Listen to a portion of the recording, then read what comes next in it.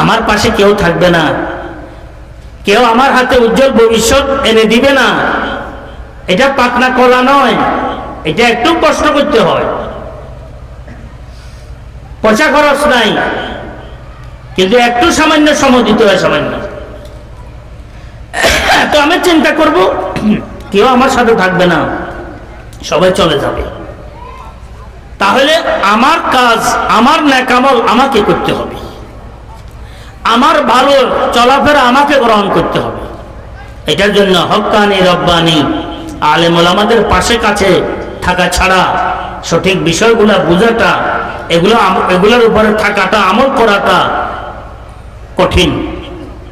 মাদ্রাসা আছে, এটা বলছিলাম, মাদ্রাসা থেকে আমরা কি নিতেছি, এলাকাবাসী কি গ্রহণ করতেছি, এই মাদ্রাসা থেকে কি গ্রহণ করতেছি আমরা?